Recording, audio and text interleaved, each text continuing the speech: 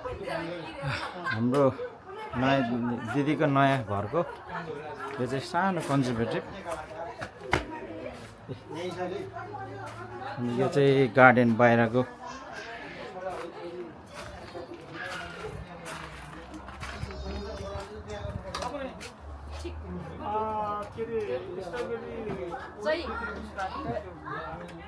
यो चाहिँ बाहिर गार्डन पनि ठुलो छ। हाम्रो भेनालाई फेरि पनि बधाई। यो हाम्रो सबसे ठुलो ह्यान्डसम दाइ अनि भाउजू साह्रै प्रिटी मिस वर्ल्ड भन्दा नि कम छैन है, अझै बढी छ। हजुर टङ स्लिप भएर अलिक कम छैन भन्यो। गार्डन त हरामी छ। यहाँनिर कान्छा सरकारले चाहिँ चरा हेऱ्यो कि के हेऱ्यो थाहा छैन। मेरै हो, कहाँ बाउको हो नि। यो चाहिँ सानो स्टोर रहेछ। साउन्ड त अब मैले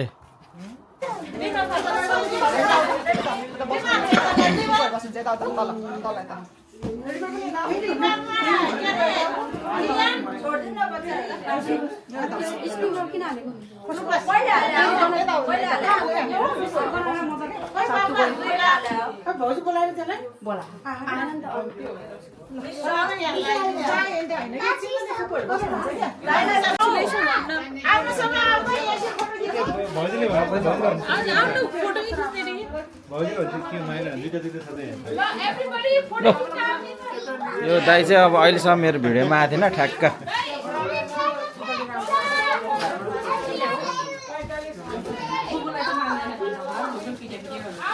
आज कान्छो दिदी र भेनाको घरमा आएको।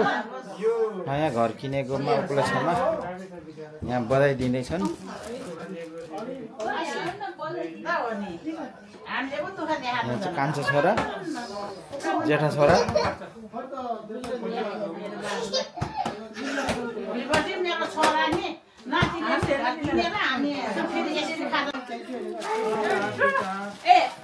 यो पनि हामीले तर्फबाट अनि यही सबैको तर्फबाट बधाई छ। मैले त कङ्ग्रेचुलेसन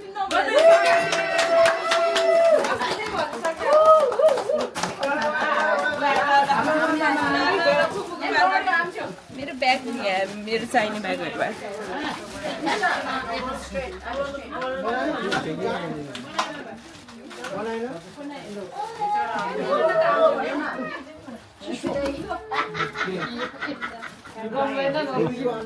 फुपूले के ल्याइदिएछ?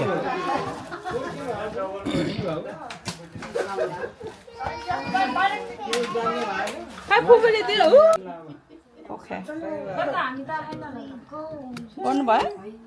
यो त भिडियो है के रे, यो के रे मेरो भिडियो सबैले हेलो गरौँ त यहाँ। कान्छो दिदीलाई धेरै धेरै बधाई छ है। बटेकी सन्तान बढाइ छ। गोदानी सन्तान बटिएको सन्तान भने गोदानी सन्तान कुखुराले घाम सक्दैन नि, बेलुका समय लाग्छ।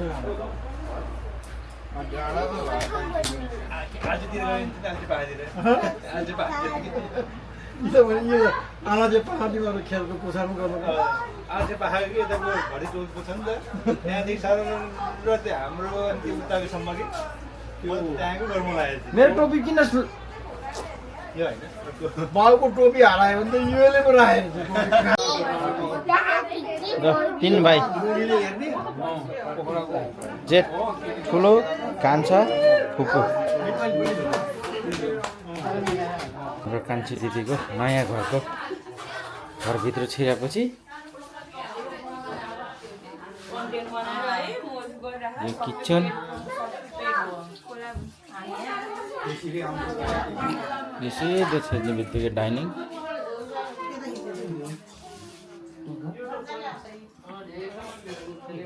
यहाँबाट छिरेपछि चाहिँ लिभिङ रुम।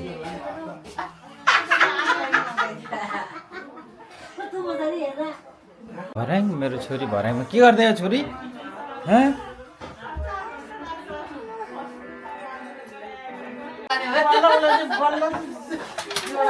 हेर कस्तो कलिला हातहरू यस्तो गरेको आज हाम्रो कान्छी दिदीले के बनाउँदैछ त लो कान्छी दिदी भन्नु त बासमतीको चामल देखाइहाल्नु न बासमतीको चामल सबै भइसक्यो अबे त के हैन किन म भाडा धुन्छु यहाँ बासमतीको चामल हेर बारीकै साग आम्मामामा घरमै पाल्नै लाग्यो कुखुराको मासु पालिसकेको कुखुरा हो नि यो चाहिँ रानी दाईको घरको खसीको अनि यो दाल